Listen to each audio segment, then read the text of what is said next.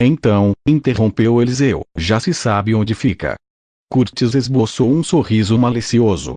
Todos esperávamos a ansiada resposta. Mas isso não aconteceu. Há 48 horas. Exatamente desde a manhã de domingo, pouco depois da rede do Mossad ter sido informada da presença de Daoud na Jordânia. E então? Pressionamos. Sinto muito. Mas precisam ter um pouco de paciência. Às 7 horas da próxima quinta-feira, dia 22, talvez El já esteja autorizado a revelar o local. Curtis percebeu o descontentamento e a desilusão nos nossos rostos. Éramos os seus homens de confiança. Por que, então, aquela postura absurda? Compreendam, insistiu, tentando vencer a evidente decepção coletiva.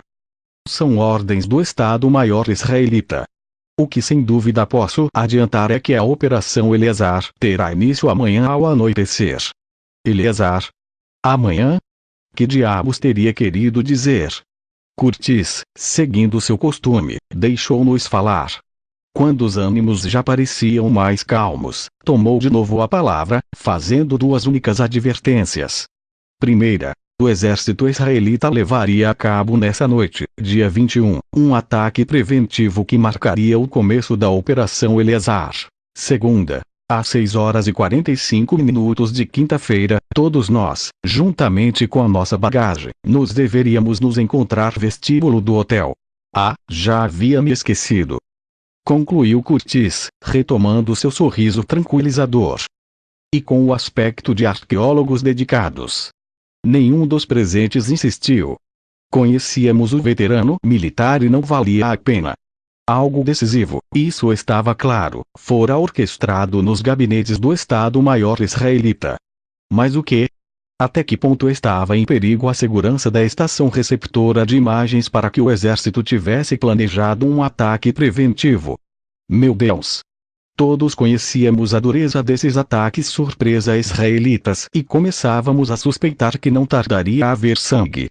Aquela funesta ideia, tão estranha ao que eu tinha aprendido com o mestre, não me abandonaria nas tensas horas seguintes. Curtis mudou de tema, interessando-se pelos pormenores do próximo salto. Examinou muito superficialmente o relatório redigido pela equipe, depois de guardá-lo na pasta, prometeu estudá-lo nessa mesma noite. Vários diretores do programa, logicamente preocupados com uma infinidade de problemas técnicos, assaltaram-no com perguntas. Mas o general só respondeu com alguma precisão a uma delas. A que se referia à necessária reserva de combustível. Sem essa reserva de peróxido de hidrogênio, que deveria chegar dos Estados Unidos, a nova e fascinante aventura no tempo seria inviável. Está a caminho, anunciou, ao mesmo tempo em que se levantava, dando assim por encerradas a refeição e a reunião. Amanhã, às 8, voltaremos a ver-nos. Nesse momento talvez já se possam desvendar algumas das incógnitas que me colocaram. Entretanto, por favor, continuem trabalhando no plano. Estou preocupado principalmente com o novo equipamento de Jazão e o tempo real de permanência no outro lado. A propósito, acrescentou, fazendo-me um gesto para que o acompanhasse, tenho um trabalho extra para você.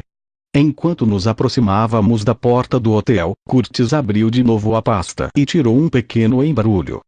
E, antes de entrar no veículo oficial que o esperava, sussurrou-me quase ao ouvido. Confio na sua total discrição. Quero que estude isto. Isso lhe será de grande utilidade. Mas, por favor, nenhuma palavra a ninguém. Pelo menos até eu te autorizar pessoalmente. Concordei com a cabeça. Segundos depois perdia-me na solidão do meu quarto. Aquele misterioso pedido do general tinha aguçado novamente a minha curiosidade. O embrulho continha 4 livros não muito volumosos. Todos sobre o mesmo tema. Curtis, ao selecionar os autores, Flávio Jósefo, Adolfo Schutten, Yadin, e a antologia formada por Aviona, N. Avigat, Y. Aaroni, e Dunaievski S. Kutman, tinha procurado, como sempre, a máxima eficiência. Ao informar-me, por intermédio daquelas páginas, das sucessivas expedições arqueológicas protagonizadas e dirigidas pelos referidos autores, excetuando, naturalmente, o judeu romanizado Flávio Jósefo, comecei a compreender. Aquele lugar, descrito com toda a riqueza de pormenores nas obras que o general me tinha dado, tinha de ser o misterioso local da estação receptora de imagens e do berço. Sendo assim, a não menos intrigante Operação Eleazar do exército israelita também começava a ter um indubitável e inteligente sentido. Permanecia absorto no estudo e na leitura daqueles textos, mapas e fotografias até alta noite. Então, a minha máxima preocupação era a distância considerável que existia entre aquele monumento da história de Israel e o ponto de contato que tínhamos escolhido, em princípio, para a descida do módulo. Esta circunstância podia multiplicar os riscos da missão. Mas, é justo dizê-lo, também a suposta futura base de operações reunia consideráveis vantagens. Só quando Eliseu reclamou por telefone a minha presença que compreendi que me esquecera dos outros companheiros. A equipe estava reunida há horas no quarto ao lado, ou do meu irmão. Não demorei a juntar-me a eles para retomar as exaustivas revisões do plano. Ninguém me perguntou nada. No entanto, ao ver a minha expressão grave e preocupada, Eliseu olhou para mim com apreensão. 2 dias depois, em plena evolução da Operação Eleazar, me recordaria daquele momento e de como ele pressentira que eu estava informado de algo importante. Pouco faltou para que, ao irmos nos deitar, já bem de madrugada, eu contasse ao meu querido companheiro o que Curtis tinha colocado nas minhas mãos. Mas, o espírito de disciplina impôs-se e deixei que os acontecimentos seguissem o seu curso natural. Ao contrário do que deve ter acontecido com os diretores do programa e com Eliseu, a tensão nervosa traiu-me. Foi uma noite difícil. Carregada de presságios. Angustiante.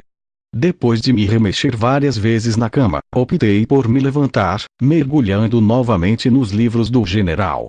Aquela informação obcecou-me. Mas as longas horas de vigília não foram totalmente infrutíferas. Pelo menos, tinha chegado a uma conclusão que seria de indubitável utilidade na resolução da futura exploração. Uma vez consumada a inversão axial das partículas subatômicas do módulo, este deveria efetuar um voo horizontal e manual até o ponto de contato, no topo do Monte das Oliveiras. Essa seria a minha proposta definitiva. Às 8 da manhã de quarta-feira, 21 de fevereiro, após um prolongado e relaxante banho de chuveiro, fui encontrar com os diretores e com o pontual Curtis no hall. E quero salientar um fato que descobri naquela mesma manhã, justamente quando me preparava para o asseio pessoal, e ao qual, na altura não dei o devido valor. Tratava-se de uma série de sardas em que eu não tinha ainda reparado e que salpicavam grande parte dos meus ombros, tórax, braços, antebraços e costas das mãos. Mas o que mais me surpreendeu foi a presença de escamas, não muitas, nas pernas, faces anteriores, e nas zonas dorsais dos antebraços. Nunca havia acontecido nada que se parecesse, e, na verdade, nesse momento também não lhe dei muita importância. Talvez o prolongado uso da pele de serpente, pensei, tenha provocado estas alterações na epiderme. Felizmente, me esqueci do incidente, sem sequer chegar a comentá-lo com o meu irmão, ou com o resto dos homens do cavalo de Troia. Se o tivesse feito, e tendo em conta a fatal descoberta de Curtis pouco antes do lançamento, a missão talvez tivesse naufragado ali mesmo. Mais uma vez, a sorte esteve do nosso lado. O general, tal como prometera, tinha revisto a fundo o projeto elaborado e redigido pelos diretores da operação e por nós próprios. Mas, longe de esclarecer as dúvidas, foi ele quem dedicou grande parte da manhã a interrogar-nos. A discussão centrou-se, como era de prever, no tempo de permanência do módulo e dos seus tripulantes no outro lado. Para alguns chefes do projeto, o ideal seria uma exploração que não ultrapassasse os 3 dias. Quer dizer, o necessário para recuperar o microfone. Os restantes, praticamente a maioria, consideraram que se tratava de uma ocasião única para tentar desvendar o que acontecera nos 40 dias que, segundo os textos evangélicos, se passaram entre a morte e a suposta ascensão aos céus de Jesus de Nazaré. A nova missão fora concebida por forma que, para além de recuperarem a peça perdida, os exploradores tivessem a oportunidade de verificar algumas das misteriosas aparições do Mestre da Galileia e, sobretudo, como já referi, de analisar a natureza do discutível e discutido corpo glorioso. De fato, a vara de Moisés seria preparada para isso. Este último critério, o dos 40 dias, encerrava, não obstante, um sério inconveniente que todos reconhecemos. Com sorte, esticando ao máximo o período de montagem dos instrumentos secretos da estação receptora de imagens, o cavalo de Troia podia contar com uma margem de 15 a 20 dias para o lançamento do berço, o desenrolar da missão e o retorno à base. Um tempo insuficiente, sem dúvida alguma. A possível solução, que surpreendeu a todos, chegou desta vez pelas mãos de Eliseu. Depois de nos ouvir pacientemente, expôs o que ele chamou uma via intermédia. Basicamente, consistia no seguinte: a ausência física do módulo, a partir do instante da inversão de massa até ao regresso, podia ser estabelecido nos 15 ou 20 dias já referidos. Mas, uma vez situados no domingo, 9 de abril do ano 30, os expedicionários executariam o seu trabalho por um período de tempo indefinido. Uma vez concluída a exploração, seria apenas uma questão de manipular os viveus, forçando os seus eixos para um instante escolhido para o retorno e descida. No século XX, embora os astronautas vivessem física e realmente esses 40 dias, ou mais, no passado, essa manipulação dos viveus tornaria viável o salto para o futuro, exatamente no momento cronológico fixado para o final da Operação 1. Nota do autor. Embora no primeiro volume desta obra se incluam diversas notas explicativas sobre esta intrincada matéria, entendo que talvez seja bom refrescar neste momento a memória do leitor com algumas daquelas surpreendentes revelações.